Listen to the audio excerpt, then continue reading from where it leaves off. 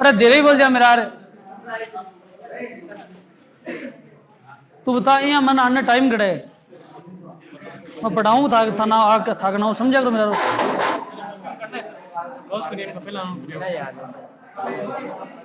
पहला याद नहीं करना है, नोट्स में भी नहीं करना है, करो तो ठीक है वरना कोई दिक्कत नहीं है।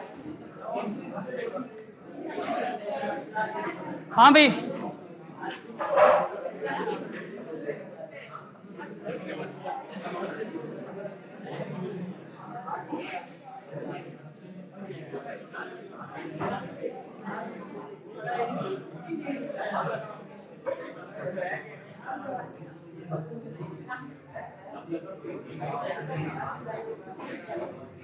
मैंने भाई अब भाई स्टूल आके मैं बैठ जाऊँ आराम हो यार कोनी के 20 मिनट को पीरियड आओ बैठ के आराम हो जाऊँ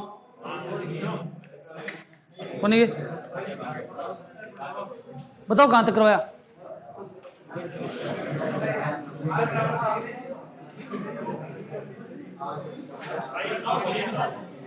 गाउस को नियम चल रहे हो अपनो बिग माइन आप पहलो कर लियो ठीक है। किसी अचालक गोले के कारण विद्युत क्षेत्र की तीव्रता ठीक है। आज क्या है अनंत रेखीय आवेश वितरण के कारण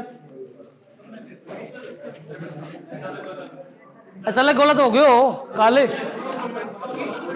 तीसरा पॉइंट हाँ हाँ बिल्कुल बिल्कुल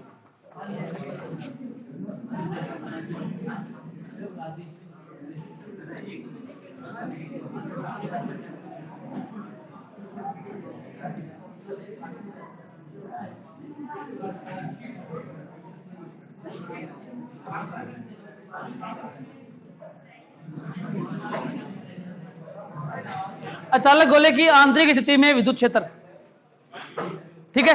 यही तो है पॉइंट मतलब तीसरा पॉइंट ठीक है। अब देखो आंतरिक स्थिति में क्या होता है इसकी आंतरिक स्थिति में और जो आवेश होता है वो इसके अंदर उपस्थित रहता है। अचालक गोले की आंतरिक स्थिति में आवेश जो है वो इसके अंदर रहता है आवेश का मान शून्य नहीं होता ठीक है ना। तो देखो ये आपके पास कोई अचालक गोला है इसकी त्रिज्या है कैपिटल आर ठीक है। इसको आपने प्लस क्यू आवेश दिया वो इसके संपूर्ण आयतन में एक समान रूप से वितरित हो गया ठीक है। और स्मॉल आर दूरी पर आपने बिंदु पी मान लिया ठीक है। अब क्या करोगे एक गाउसियन पृष्ठ की रचना करोगे ठीक है। गाउसियन पृष्ठ की रचना करने के बाद इस गाउसियन पृष्ठ पर कितना आवेश है वो आवेश आपको ज्ञात करना है कि इस गाउसियन पृष्ठ पे कितना आवेश है ठीक है। तो देखो मैंने मान लिया गाउसियन पृष्ठ के ऊपर क्यू डैश आवेश है ठीक है और गोले के ऊपर आवेश है प्लस क्यू या क्यू। आपको ज्ञात करना है स्मॉल आर दूरी पर बिंदु पी स्मॉल आर दूरी पर बिंदु पी पर विद्युत क्षेत्र की तीव्रता स्मॉल आर दूरी पर बिंदु पी पर विद्युत क्षेत्र की तीव्रता ये आपको ज्ञात करनी है ठीक है। अब देखो इसके लिए आप क्या करोगे एक अल्पांश ds वेक्टर विद्युत क्षेत्र की दिशा इस साइड में ई वेक्टर ds वेक्टर कौन है 0 डिग्री।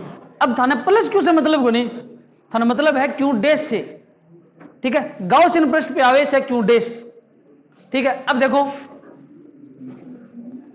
ध्यान से देखना भी इसको गाउस के नियम से phi equal to sigma q बटा एप्सिलॉन नॉट सिग्मा क्यू का मान क्यू डैश बटा एप्सिलॉन नॉट ये गाउस के नियम से फ्लक्स आ गया। अब इस गाउसियन पृष्ठ पर एक ds वेक्टर क्षेत्रफल का अल्पांश लेते हैं ठीक है। और इस गाउसियन पृष्ठ के बिंदु P पर इस ds वेक्टर और E वेक्टर के मध्य कोण थीटा बराबर 0 डिग्री ठीक है। तब इस अल्पांश से संबंधित विद्युत फ्लक्स कितना हो जाएगा फाई इक्वल टू समाकलन ds cos थीटा फाई बराबर समाकलन ds cos 0 degree phi equal to समाकलन ds phi is equal to समाकलन ई और ds। अब सीधी सी बात है, समाकलन ds बराबर 4 पाई आर स्क्वायर। क्यों? क्योंकि बिंदु P है वो गाउसियन पृष्ठ पे स्थित है, त्रिज्या r गाउसियन पृष्ठ की त्रिज्या है, न कि गोले की। ठीक है, तो फाई इक्वल टू क्या हो जाएगा, E into 4 pi r square. दो समीकरण अपन निकाल ली। अब अपन क्यू डैश निकालना है, ठीक है ना। अब आपको क्यू डैश की वैल्यू निकालनी है और दोनों को बराबर करना है, या पहले बराबर कर दो।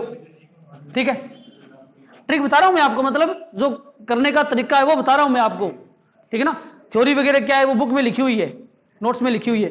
ठीक है, फाई इक्वल टू देखो ये है, फाई इक्वल टू ये समीकरण एक से फाई का मान 2 में रखने पर, या 2 से फाई का मान 1 में रखने पर। ठीक है, तो फाई कैसे रखेंगे, क्यू डैश बटा एप्सिलॉन नॉट। तो समीकरण 1 व 2 से q dash upon epsilon naught is equal to E into 4 pi r square. ठीक है, अब आपको क्यू डैश का मान निकालना है, या इसके बाद में क्यू डैश का मान निकाल लो बीच में, या पहले ये कर दो फिर क्यू डैश का मान निकाल लो।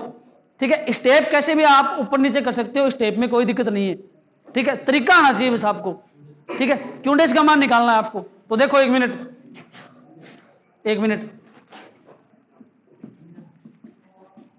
बबलू कितनी आवे, 2। 10 रुपए में पीड़ती बबलू, 5 आती 2 आती है, तो 1 रुपए में 2/10 और 5 में गुणा 5। ये तरीका है 5 में गुणा 5। अब मैं बोलता हूं कि 5 रुपए में बबलू अक्स आती है, तो आप क्या बोलोगे, अक्स बराबर कितना, 2/10 गुणा 5। ठीक है ना, 10 रुपए में बबलू आती है 2, 1 में आएगी 2/10 और 5 में गुणा 5। अब मैं बोलता हूं कि 5 रुपए में अक्स आती है, तो जो उत्तर आएगा वो किसके बराबर होगा, अक्स के बराबर होगा, या नहीं होगा। अब देखो 4/3 pi r cube, 4/3 pi r cube, capital r cube, आयतन पर आवेश कितना, कैपिटल क्यों भी बड़ोड़ो गोलो ना अपने कने, एक आयतन कितना है 4/3 पाई आर क्यूब, पर आवेश कितना, कैपिटल क्यों। तो एकांक आयतन पर आवेश कितना होगा, एकांक आयतन, एक को मान निकालना क्या करेंगे, क्यों बट्टा 4/3 पाई आर क्यूब, एकांक आयतन पे आवेश इतना। ठीक है, और इतने पे गुणा इतना। अब अपन निकाल लो कितना पर है, 4/3 pi small r cube. Small r cube मतलब इस गोले का आयतन, अंदर वाले का, इसके ऊपर आपको आवेश निकालना है। तो 4/3 पाई आर क्यूब, आयतन पर आवेश इज इक्वल टू क्यू बट्टा 4/3 पाई आर क्यूब गुणा 4/3 पाई स्मॉल आर क्यूब। 10 रुपए में 2, 4/3 पाई आर क्यूब आयतन पर आवेश क्यों, 1 रुपए में 2/10, तो एकांक आयतन में अपॉन ये आयतन, इतने आयतन में गुणा इतना आयतन। ठीक है, अब 4/3 पाई से 4/3 पाई कैंसिल। अब 4/3 पाई आर क्यूब आयतन पर आवेश कितना है, क्यू डैश। ठीक है, तो ये जो मान आएगा किसका आएगा, क्यू डैश का। ठीक है, अब देखो क्या आ जाएगा क्यू डैश का मान, q dash is equal to q r cube upon r cube. ठीक है, q r cube upon r cube, ये मान इस समीकरण में रखना है, बस जिक्र खत्म। ये मान आपको इस समीकरण में रख दे। ठीक है, डायरेक्ट रख दूंगे मान, समझ गया नहीं। ठीक है, फिर देखो थाने एक बढ़िया तरीका बताऊंगा शानदार, और वो शानदार तरीका बताऊं तो थे होगा मान, तो वही करा मैं तो करा ही कौन था लो, बबलू माना कौन से मैं बिना बबलू ही मारो काम काट ले श्या। देखियो तो बहुत तरीको देखो गुरु जी और निहाल कर दिया, मजा आ गया, आ देख लो। ठीक है ना, अब देखो एक मिनट, क्यू डैश का मान यहां रखो, क्या है क्यू डैश का मान, q small r cube upon r cube into epsilon naught is equal to E into 4 pi r square. ठीक है, कैंसिल। तो आपके पास आएगा E is equal to q r upon 4 pi epsilon naught capital r cube, ठीक है, या E is equal to k q r upon r cube. क्यों? क्योंकि 1 अपॉन 4 पाई एप्सिलॉन नॉट का मान क्या होता है? के। ठीक है, यहां तक कोई दिक्कत नहीं है। K q r upon r cube आ गया। ठीक है, अब देखो एक मिनट, क्यू इज इक्वल टू क्या होता है? Rho into pi r cube. ये तो क्यू का मान अचालक गोले के लिए होता ही है भाई, अचालक गोले के लिए q is equal to rho into 4/3 pi r cube होता ही है। ये मान आप क्यू की जगह रखोगे इस समीकरण में। ठीक है, तो ध्यान से देखना, E इज इक्वल टू, इस ऊपरली समीकरण देखो, K into rho into 4/3 pi capital r cube into small r. क्यों भाई? इस समीकरण में मान रख रही हूं मैं, K इंटू ये into small r upon capital r cube. ठीक है, आर क्यूब से आर क्यूब कैंसिल। क्यों? के को मान रखो, is equal to 1 upon 4 pi epsilon naught into rho into 4 pi into r. क्यों? 4 पाई से 4 पाई कैंसिल, तो मोटा मोटी आपने अगर बच्चे को rho upon 3 epsilon naught r उतरा रही होगी, तो देखियो rho upon 3 epsilon naught into r. क्यों? तो ये लास्ट में उत्तर आएगा। ठीक है, अब देखो समस्या क्या है, मेन समस्या क्या है? मेन समस्या है क्यू डैश का मान ज्ञात करना। तो क्यू डैश को मान एक तो अब यहां ज्ञात कर सका, ठीक है ना। क्यू डैश का मान को दूसरा तरीका और देखो, एक समीकरण का मान रखने में कोई दिक्कत कौन था रे? समीकरण में मान रखने में तो कोई प्रॉब्लम नहीं है आपको।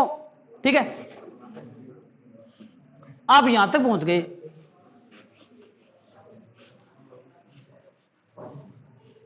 ठीक है, यहां तक पहुंच गए।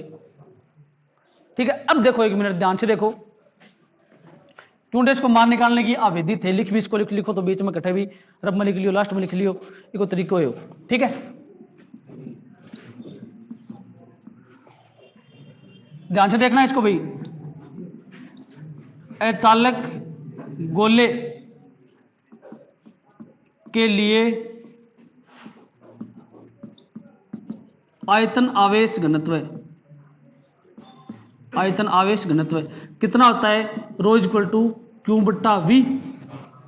गोले की बात कर रही हूं मैं, क्यू बट्टा वी मतलब क्यू बट्टा 4/3 पाई कैपिटल आर या small r, capital r cube. गोले की बात कर रही हूं मैं। ठीक है, समीकरण नंबर 1, 2 जो भी है। ठीक है, अब बात करेंगे आप हम हाई लगी।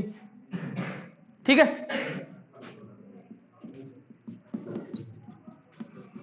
गाउसियन पृष्ठ के लिए, गाउसियन पृष्ठ के लिए रो का मान कितना? क्यू डैश बट्टा वी। भाई इस गोले पे आवेश है क्यू, तो क्यू बट्टा वी, और गाउसियन पृष्ठ पे आवेश है क्यू डैश, तो क्यू डैश बट्टा वी। ठीक है, अच्छा, गाउसियन पृष्ठ का आयतन पाई स्मॉल आर क्यूब। ठीक है, समीकरण नंबर 2। ठीक है, समीकरण 1 से रो का मान समीकरण 2 में रखने पर ओ मान एक बराबर कर दो, या ओ मान और रख दो, थारी इच्छा है मैं कर लो, रो का दोनों मान बराबर कर दो।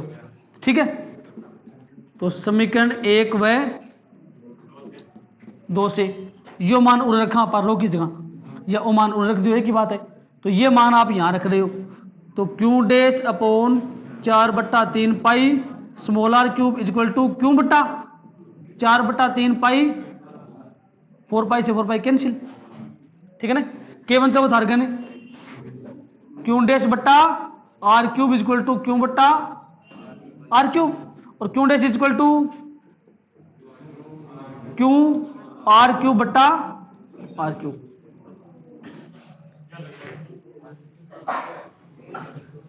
या बढ़िया है ना? पहले गोले के लिए रो, फिर गाउसियन पृष्ठ के लिए रो, फिर दोनों को बराबर।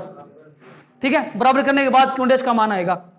ठीक है, गाउस के नियम से कोई भी पृष्ठ, यदि आपको कोई भी पृष्ठ के लिए आपको विद्युत क्षेत्र की तीव्रता ज्ञात करनी है तो उसकी दो ही ट्रिक है।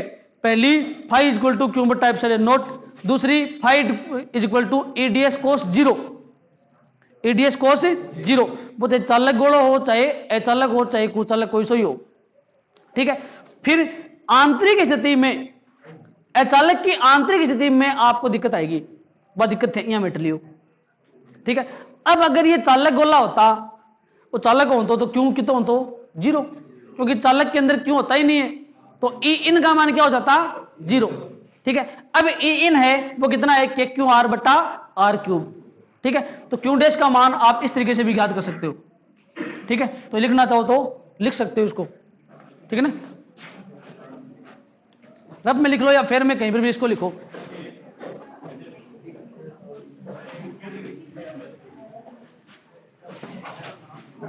अलामत दी छोड़ी।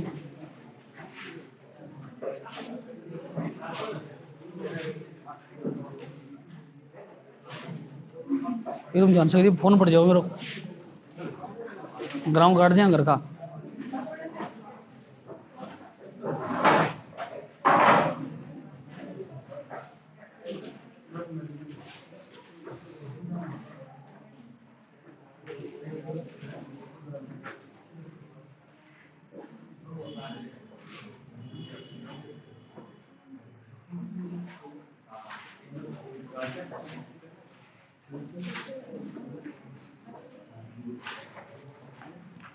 खाली रो को मानने है ना, वो लिखियो थे, सिर्फ रो वाला आपको लिखना है।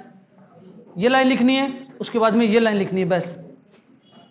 ठीक है, अब देखो पहले आपने ये कर दिया, फिर दूसरी स्टेप में आपने ये कर दिया रो वाला, तीसरी स्टेप में आपने फाई इक्वल टू ईडीएस कर दिया। ठीक है ना, कैसे भी करो आपको ई इन ज्ञात करना है, बस।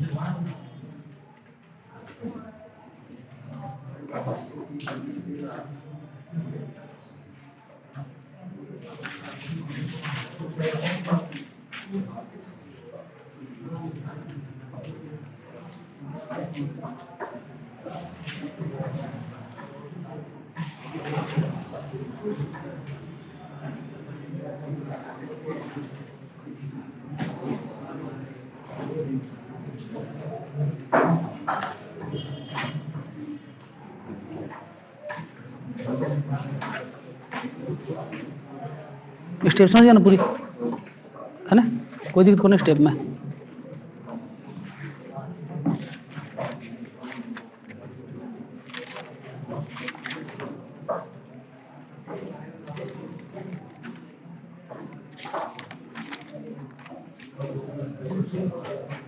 कर लो ना स्टेप पूरी। हाँ भाई, ग्राफ देखो एक बार।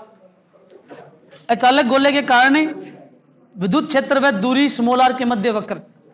ठीक है, ये वक्र देखो एक बार।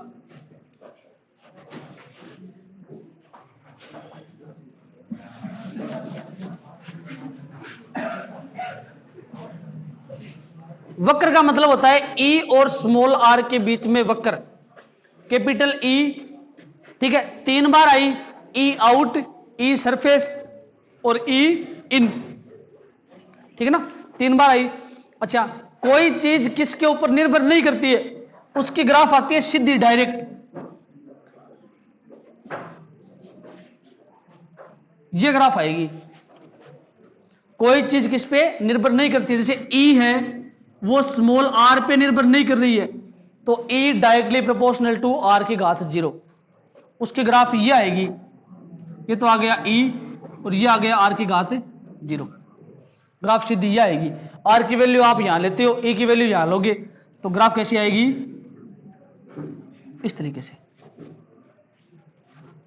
ठीक है। समानुपाती की ग्राफ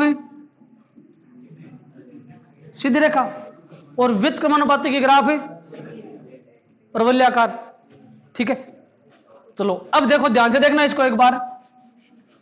आपके पास अचालक गोले के लिए 3 सूत्र आए हैं। पहला सूत्र है ई out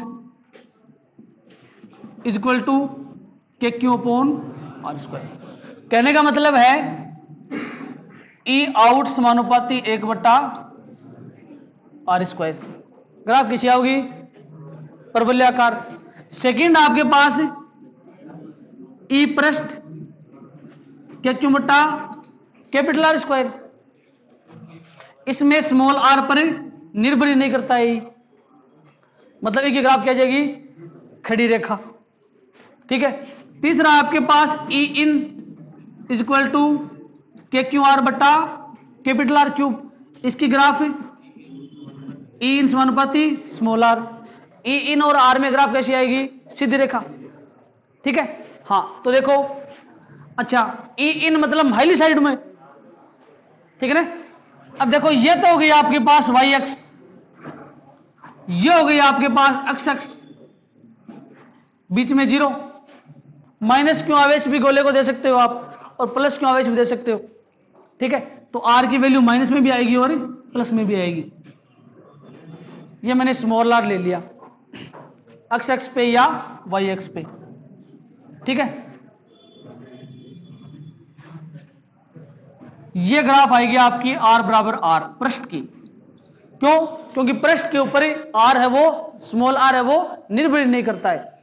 E surface small are पर निर्भर नहीं करता है। ये ग्राफ आ गई पृष्ठ की। अब ई इन और ई आउट, इन का मतलब directly proportional to r, directly proportional to r, सीधी रेखा। ये हो गई आपकी ई इन। ठीक है। ई इन, ई आउट का मतलब परवलयाकार, परवलयाकार आउटसाइड में या बाहरी और परवलयाकार। अब ये आपको आना चाहिए कि ये कंडीशन है इनकी, capital r less than small r, मतलब small r less than capital r. ये कंडीशन है आउट की, तो small r greater than capital r, small r greater than capital r. ठीक है। ये स्थिति हो गई। ये ई इन समानुपाती स्मॉल आर, यहां पर ई इन समानुपाती स्मॉल आर, यहां पे ई आउट समानुपाती R², यहां पे ई आउट समानुपाती 1/r²। जो बस ये ग्राफ आपको याद रखनी है। ये ग्राफ एग्जाम में पूछेगा, और नहीं पूछे तो भी आपको हर डेरिवेशन के लास्ट में ग्राफ बना के आनी है। ठीक है। कई बार क्या होता है कि आप लोग पेपर करते हो और क्वेश्चन समझ में नहीं आया, उसने पूछ लिया आपको किसी अचालक गोले की आंतरिक स्थिति में विद्युत क्षेत्र की तीव्रता का सूत्र प्राप्त कीजिए। आंतरिक स्थिति में विद्युत क्षेत्र की तीव्रता का सूत्र प्राप्त कीजिए। ठीक है ना। थाने बेरो को नहीं किए हुए थे, बठी भूल गया। तो मेरी हिदायत आई है कि जगह इंटेलिजेंट है तो समझ जाएगा पर्सन ने, लेकिन जगह बेरो को नहीं के प्रश्न में पूछो कि तो क्या करोगा? अचालक गोलो दिख गयो, पूरा ऊपर छाप दो, सुनो लेगे लास्ट तक। ठीक है। कर तो नंबर ही देगो, और समझ में आता है कि आंतरिक पूछिए तो खाली आंतरिक करनी है आपको, बाकी 2 करने नहीं है, क्योंकि बोर्ड में जो आपको पूछा गया है उसी के नंबर देगा आपको। जो एक्स्ट्रा आपने लिखा है उसका या तो काट सकता है या देगा नहीं, या तो काट सकता है या देगा ही नहीं। ठीक है। तो ये ध्यान रखना, ग्राफ लास्ट में लगभग आपको बना के आनी है हर चीज की। ठीक है ना। चलो नेक्स्ट टॉपिक बताओ कौन सा है? नेक्स्ट टॉपिक होने नेक्स्ट एग्जाम्पल है, एक वो एग्जाम्पल कर सैंपल आप। ठीक है। नेक्स्ट एग्जाम्पल है, वो एग्जाम्पल करते हैं। अच्छा, विद्युत फ्लक्स क्या होता है? किसी पृष्ठ के लंबवत गुजरने वाली कुल विद्युत बल रेखाओं की संख्या को विद्युत फ्लक्स कहते हैं। ठीक है, अगर आपने कहने कोई बंद पृष्ठ है और उस बंद पृष्ठ में बल रेखाएं पार हो गई तब तो फ्लक्स है, और पार हुई नहीं तो फ्लक्स नहीं है। ठीक है ना। नेक्स्ट क्वेश्चन में यही दिया हुआ है। क्वेश्चन देखो, चित्रानुसार एक घन विद्युत क्षेत्र capital E vector is equal to E0 अक्ष आई कैप में स्थित है। आपके पास कोई भी घन है, वो विद्युत क्षेत्र capital E vector is equal to E0 अक्ष आई कैप में स्थित है। इसका मतलब है ये आई कैप आ गया, आई कैप आ गया मतलब है ये केवल अक्ष अक्ष में स्थित है, वाई और जेड में इसकी वैल्यू नहीं है, इसके मान नहीं है। ठीक है, कहने का मतलब है कि वाई के सापेक्ष विद्युत फ्लक्स और जेड के सापेक्ष विद्युत फ्लक्स क्या हो जाएगा? शून्य, क्योंकि ये स्थित केवल अक्ष अक्ष के अनुदिश है। घन की प्रत्येक भुजा 1 सेंटीमीटर है, भुजा है 1 सेंटीमीटर। ठीक है, और नियतांक E0 का मान देखो, इसने आपको E का मान दिया है E0 अक्ष आई के, और E0 है नियतांक, इसका मान इसने आपको दिया है 2.5 गुणा 10 की पावर 5 न्यूटन बट्टा कूलम इंटू मीटर। ठीक है, मीटर इनवर्स। घन द्वारा परिबद्ध आवेश का मान ज्ञात करो। विद्युत फ्लक्स का मान और परिबद्ध आवेश का मान ज्ञात करना है आपको। ठीक है, मतलब फाई का मान ज्ञात करना है और क्यों का। तो अगर फाई आपके पास आ गया तो क्यों तो ऑटोमेटिक आएगा, phi equal to q upon epsilon naught. ठीक है, ध्यान से देखो, ये आपके पास कोई घन है,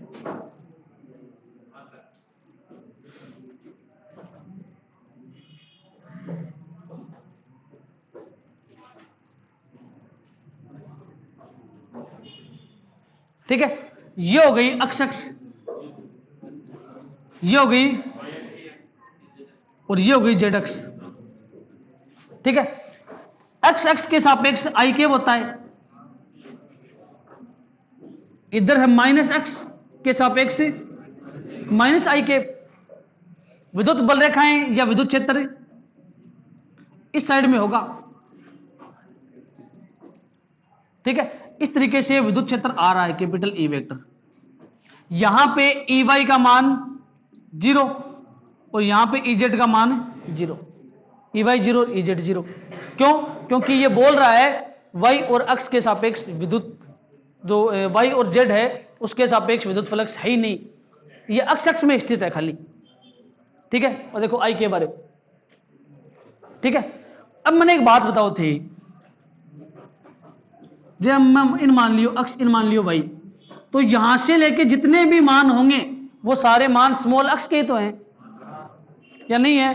अब मैं ये मानूं कि यहां तक कोई मान ए है तो अक्ष बराबर ए हो गया, यहां तक मान वाई है मतलब A1 है तो अक्ष बराबर A1 हो गया, मतलब सारे मान अक्ष के आएंगे इस पे और इसके ऊपर सारे मान वाई के आएंगे। तो घन की जो भुजा है ये बोल रहा है कि A बराबर 1 सेंटीमीटर है।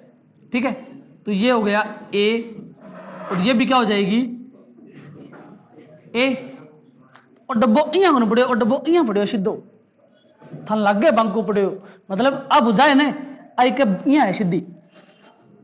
सही है ना ये बात? ये गलत है। तो लेफ्ट साइड में फ्लक्स होता है फाई लेफ्ट, राइट में फाई राइट या फाई आर। तो फाई एल का मान तो 0 है क्योंकि बल रेखा ही नहीं है, इधर अक्ष अक्ष का मान ही नहीं है। ठीक है ना, तो चलो इससे संबंधित विद्युत फ्लक्स का मान ज्ञात करते हैं। ठीक है, हाँ देखो एक मिनट,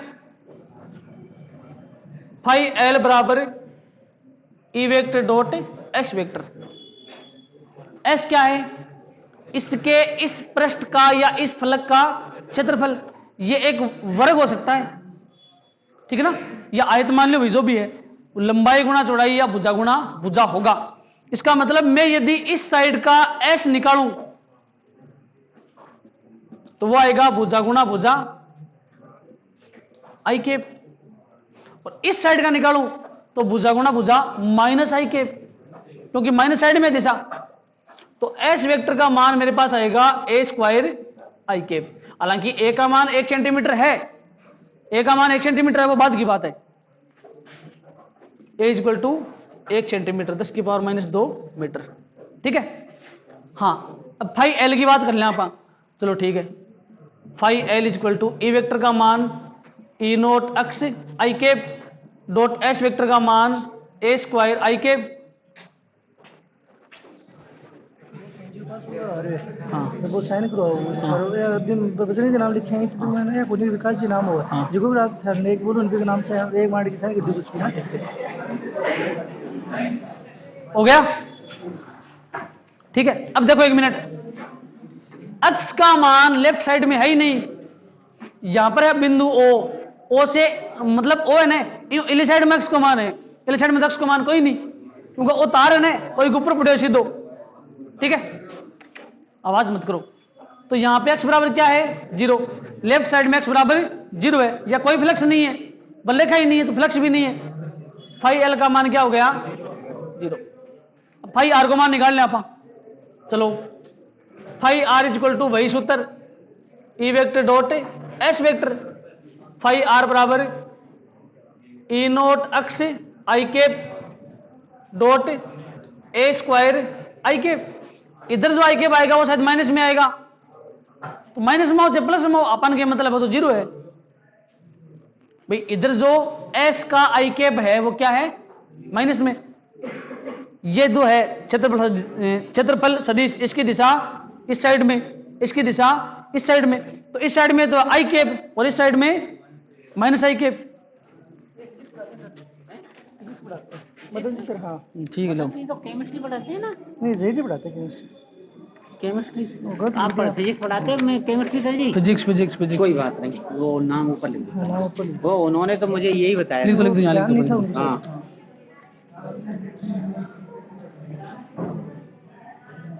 लो सर जी, पकड़ो ये, एक तो इधर साइन आपके, एक इधर साइन, इधर आपके मोबाइल नंबर। रुको, एक इधर साइन, एक इधर, और इधर आप कहाँ के हो? मैं तो टमगोर से हूँ। लिखो बीपीओ टमको।